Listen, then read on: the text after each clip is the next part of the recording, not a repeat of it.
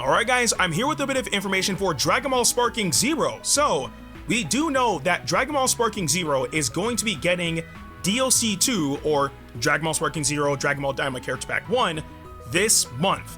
And now we have all the details concerning what we will be getting in that pack. Now, we did get a teaser like a little while ago, and unfortunately, they haven't given us a full trailer. Even to this very moment, we still don't have a full trailer, but we do know everything that will be within the pack. So just knocking out the obvious info, the characters. So we already have the confirmation of Glorio, Super Saiyan Goku Mini, and Vegeta Mini, I believe alongside Super Saiyan Vegeta Mini, but we now have specifics. But those specific characters are, of course, Glorio, Super Saiyan Goku Mini, Vegeta Mini, Super Saiyan Vegeta Mini, Super Saiyan 2 Vegeta Mini, Super Saiyan 3 Vegeta Mini, as you can clearly see on the screen right now, Majin Ku, and Pansy. I was not expecting Pansy to be a playable character, especially because seeing that we have Super Saiyan 3 Vegeta Mini, I thought that we would have gotten Tamagami number 2, and also since we have Super Saiyan Goku Mini, I thought we would have gotten Tamagami number 3, but no, they're not part of this pack. But we do have some screenshots of obviously the newer forms and I guess new characters in general. So right now you're seeing one angle of Super Saiyan 3 Vegeta Mini. Then we have this one where you see just an up close shot of him. This is more than likely when he first transforms into Super Saiyan 3. And then of course you see Pansy right here. I have no idea. Well, actually no, because I forgot in Dragon Ball Daima she did technically fight when Goku and his party kind of interacted with her for the first time, because I believe she had like that taser or whatever. So I guess they could make that work into a moveset. I don't know, man. It's Tenkaichi. Everybody's always playable, right? Anyway, moving on. Then we get to see, of course, Majin Ku. I expect him to actually put in work. And then another angle of Majin Ku as well. The other screenshots are, if I'm not mistaken, from the trailer, I think apart from this one. But, or the teaser, I should say.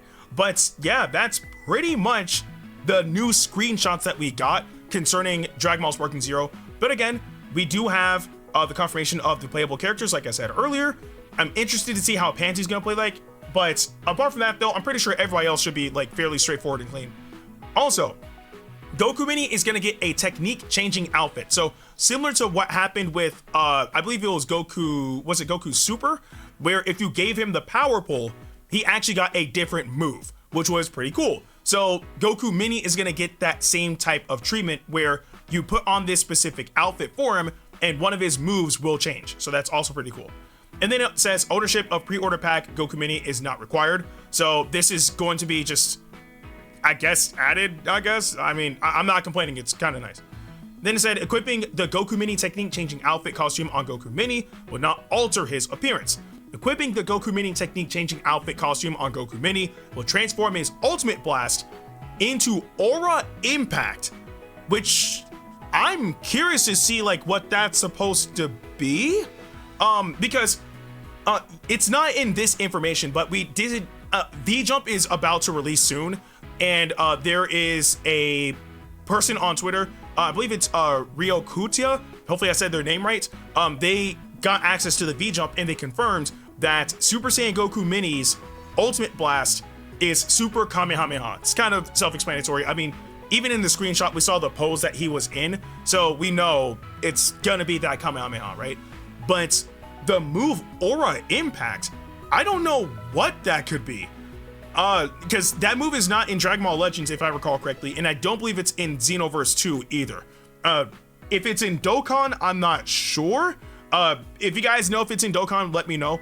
But I'm curious to see like what that move is going to be, because if it's something solid, that'll be great. Especially because Goku Mini, in truth, doesn't really play the best out of the general roster. I mean, he has absolutely no blast moves of any kind, not even Ki Blast. So if this is gonna help in that department, I'm fine with that. But all that aside, we now know the characters. We know that Goku Mini is gonna be getting a costume, but when is this DLC going to release? The DLC is going to release on April 24th. I believe that is next week, Thursday, if I recall correctly, because yeah, because the 21st is Monday. So yeah, next week Thursday we should be getting the DLC. Now I don't know if they're going to do it like how they did with the base game, where if you have everything like pre-installed, like, you know, the I guess either it's the deluxe edition or the ultimate edition, just if you have the season pass, if you will, then you'll be able to get access to the DLC early. That would be pretty cool, because if that's the case, then we would, if I recall correctly, we would get it 3 days early. So then the 21st would be when we'll get it. I'm not sure if that's necessarily a thing, but at the very least, we do know for sure this DLC will be releasing on April 24th, which is next week Thursday. So it's cool knowing that we're finally getting access to this DLC, but now with that out the way, it kind of leaves everything else about what else to expect with this DLC onto DLC 3, right? Because this DLC, in truth, like, it's not really adding much in the character department, like, apart from the fact that, yes, it's Tenkaichi, so they have their characters separated, if you will, hence all the Super Saiyan forms and whatnot, they count those as separate characters. But in terms of actual diversity, there's some there, right? I mean, it's another Goku, another Vegeta, sure. We do have Glorio, we do have Pansy, we do have Ku, but I was hoping that a majority of those playable spots wasn't going to be tailored specifically just to Vegeta Mini specifically. Again, I'm shocked that we don't have Tamagami number 3 and Tamagami number 2 in this pack, right? I'm not saying, like, you know, you could like take out Pansy, because for all we know, she could be like one of the most broken characters in the game, right? But I mean, it just makes sense to have those guys release alongside the, you know, the people they fought. Like, obviously Goku fought Tamagami number 3 and Vegeta fought Tamagami number 2. So for them not to be in this pack, it feels kind of weird, but at the same time, I think I see what they're trying to do, where in the next DLC pack, there is no way in the world Tamagami's number 1 through 3 will not be in that pack. So that's 3 characters by default, and then afterwards, you gotta get Super Saiyan 4 Goku Mini, you gotta get Super Saiyan 4 Goku, you gotta get Goma. Like, there's more characters to be added for sure, right? It's kind of weird-ish, you know, like, I think they could have went about this a bit better. And also the fact that this is the second DLC pack and we have no new stages, which is really baffling to me, right? Like, even Xenoverse 2 was getting stages. Like, I mean, not as much and not as often, but still Xenoverse 2 did get some brand new stages. I think, didn't Dragon Ball FighterZ also get a new stage with some DLC? Like, maybe they are cooking up something, right? Because I'm still shocked that, you know, the Broly movie is represented in this game, but we don't have, for example, Ba's Planet or whatever it was called. We don't have that as a playable stage.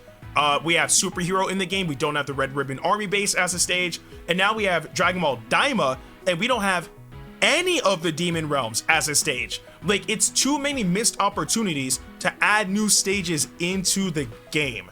And that's what worries me. Let alone the fact that there's not many customization options either. And that was a feature that they highlighted when the game was releasing. So I don't know, like, personally speaking, of course I'm going to cover the DLC because I've covered DLC 1, but I feel as if there could have been more that they could have added with this DLC pack. But all in all though, I am still excited to try out the new characters because I'm pretty sure they're going to be fun to use. But I do want to know what you guys think about Dragon Ball Sparking Zeroes DLC 2 finally releasing on April 24th in the comment section below. But with that being said, I'm Ndukauba, like, share, and subscribe, and I'll see you guys in the next video.